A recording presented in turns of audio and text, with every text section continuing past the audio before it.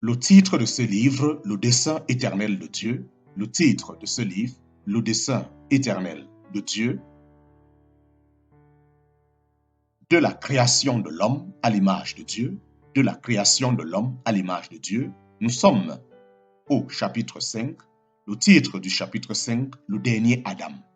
Nous sommes au chapitre 5, le titre du chapitre 5, le dernier Adam.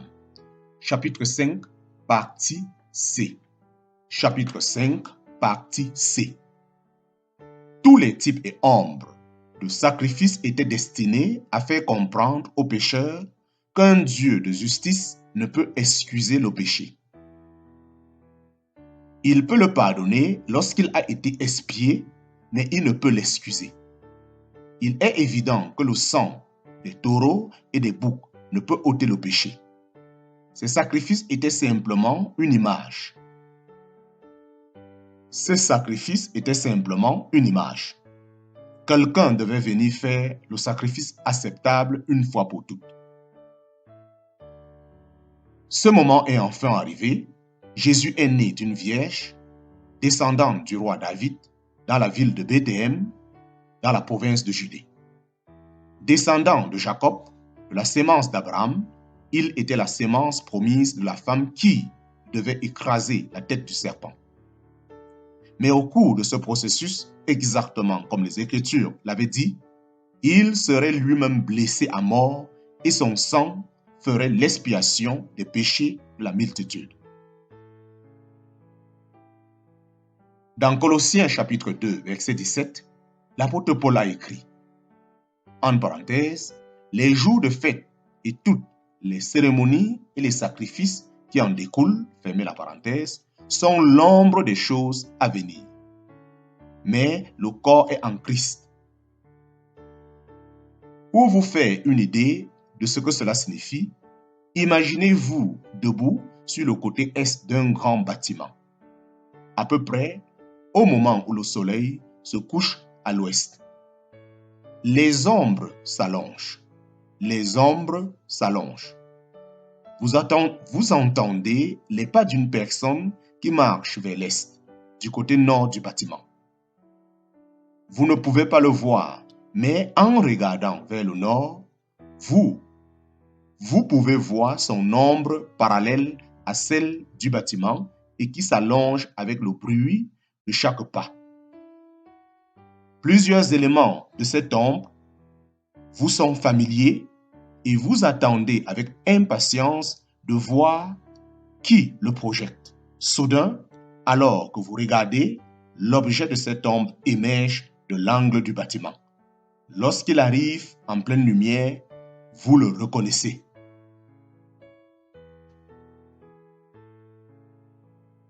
C'est le sens de la déclaration de l'apôtre Paul. C'est le sens de la déclaration de l'apôtre Paul. Les éléments de la loi de l'Ancien Testament étaient l'ombre qui était visible pendant des siècles avant que le corps n'apparaisse. Mais lorsque le corps est apparu, c'était le Christ. Il était celui dont tous les prophètes avaient parlé. Il était le sacrifice de sang. Il était la sémence de la femme. C'est le sens de la déclaration de l'apôtre Paul. Les éléments de la loi de l'Ancien Testament étaient l'ombre qui était visible pendant des siècles avant que le corps n'apparaisse. Mais lorsque le corps est apparu, c'était le Christ. Il était celui dont tous les prophètes avaient parlé. Il était le sacrifice de sang. Il était la sémence de la femme. Lorsqu'il est apparu au grand jour, le prophète Jean-Baptiste, l'a montré du doigt et s'est écrié, « Voici l'agneau de Dieu qui enlève le péché du monde. » Lorsqu'il est apparu au grand jour, le prophète Jean-Baptiste l'a montré du doigt et s'est écrié, « Voici l'agneau de Dieu qui enlève le péché du monde. » Voici l'agneau de Dieu qui enlève le péché du monde. Nous devons maintenant nous tourner vers Jésus. le Fils unique de Dieu. Il est venu dans le monde spécifiquement pour mourir pour chaque personne condamnée en Adam. L'apôtre Paul a décrit Jésus comme le dernier Adam. Dernier signifie l'ultime. Comme Adam était le premier homme de la race humaine, Jésus, du point de vue de Dieu, était le dernier, l'Adam final. L'Adam final. Comme tous les hommes ont été créés dans le premier Adam, ils seront achevés dans le dernier Adam. En ce qui concerne Dieu, lorsque Jésus mourrait, toute la descendance d'Adam serait mise à mort. En ce qui concerne Dieu, lorsque Jésus mourrait, toute la descendance d'Adam serait mise à mort. Les relations de Dieu avec la race corrompue d'Adam seraient terminées. Il serait séparé de Dieu pour toujours et la querelle de Dieu avec l'homme prendra fin. Comme tous les hommes ont été créés dans le premier Adam, ils seront achevés dans le dernier Adam. En ce qui concerne Dieu, lorsque Jésus mourrait, toute la descendance d'Adam serait mise à mort. Les relations de Dieu avec la race corrompue d'Adam seraient terminées. Il serait séparé de Dieu pour toujours et la querelle de Dieu avec l'homme prendrait fin. Pour accomplir ce plan, Jésus doit être un sacrifice sans tache. S'il devait être coupable de péché, le résultat serait différent. Il mourrait comme tous ceux de la race d'Adam. Il mourrait comme tous ceux de la race d'Adam pour son seul péché. Jésus devrait passer sous l'épée flamboyante du jugement de Dieu et ouvrir le chemin de l'arbre de vie. Pour mourir pour tous et être ressuscité, il doit vivre sans tache.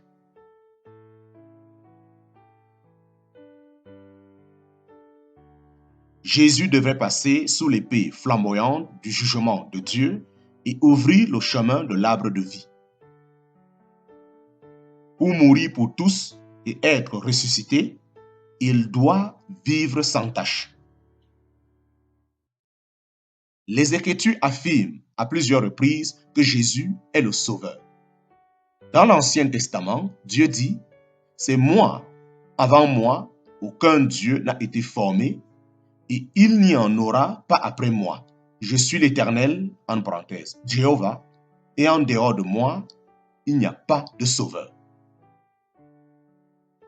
C'est moi, avant moi, aucun Dieu n'a été formé, et il n'y en aura pas après moi. Je suis l'Éternel, en parenthèse, Jéhovah, et en dehors de moi, il n'y a pas de sauveur. Cet homme n'est donc pas seulement un être humain, mais l'incarnation de Dieu, le Créateur. Cet homme n'est donc pas seulement un être humain, mais l'incarnation de Dieu, le Créateur. Dieu qui existe éternellement a créé toutes choses par sa parole et Jésus-Christ, le dernier Adam, est décrit par l'apôtre Jean comme la parole de Dieu faite chair. Il écrit: au commencement était la parole était avec Dieu et la parole était Dieu. Elle était au commencement avec Dieu. Toutes choses ont été faites par elle et rien de ce qui a été fait n'a été fait sans elle. En elle était la vie et la vie était la lumière des hommes. Et la lumière et la parole a été faite chair et elle a habité parmi nous, pleine de grâce et de vérité. Et nous avons contemplé sa gloire, une gloire comme la gloire du Fils unique venu du Père.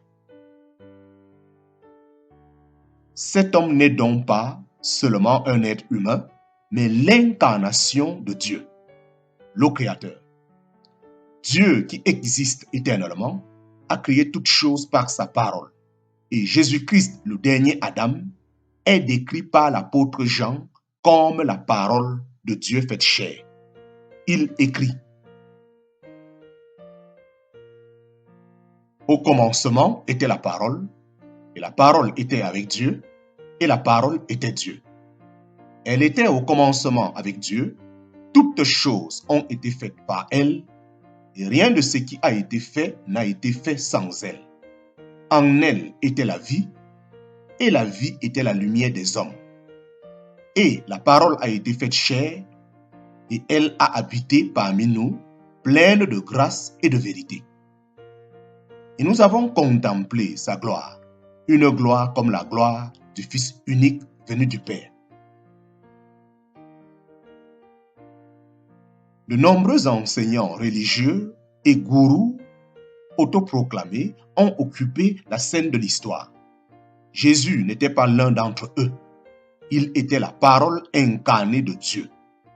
Lui seul était capable d'accomplir les deux objectifs pour lesquels il est venu dans le monde.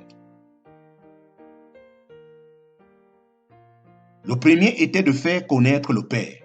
Le premier objectif était de faire connaître le Père. Le but même pour lequel Dieu avait créé l'humanité en premier lieu. Le but même pour lequel Dieu avait créé l'humanité en premier lieu. Lorsque Jésus a prié le Père peu avant sa mort, il a dit « Je t'ai glorifié sur la terre. J'ai achevé l'œuvre que tu m'as donnée à faire. J'ai fait connaître ton nom aux habitants. J'ai fait connaître ton nom aux hommes que tu m'as donnés du milieu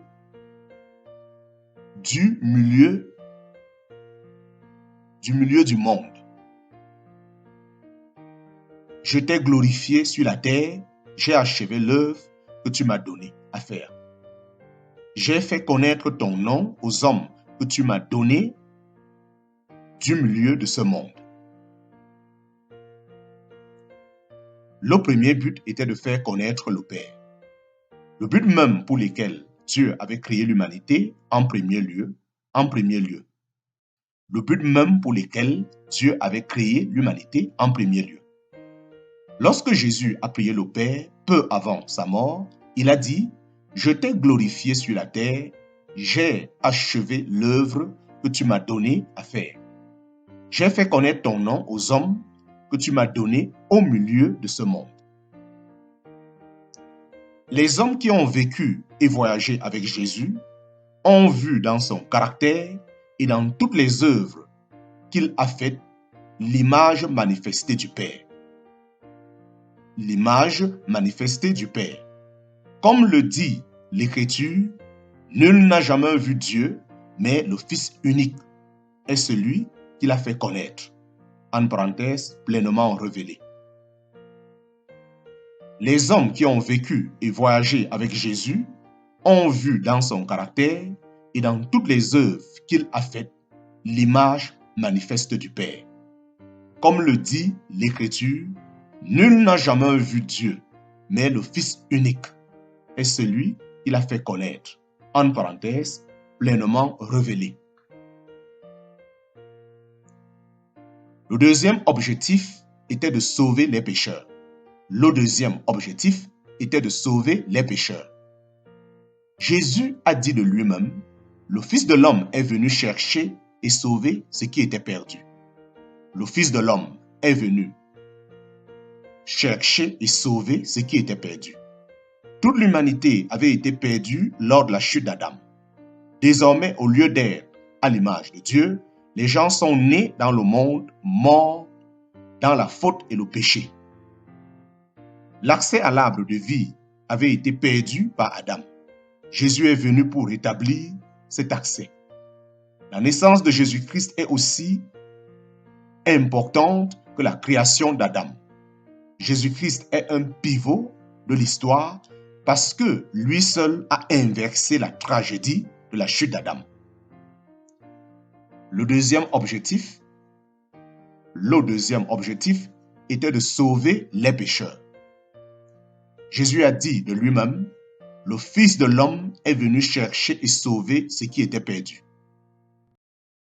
Le Fils de l'homme est venu chercher et sauver ce qui était perdu.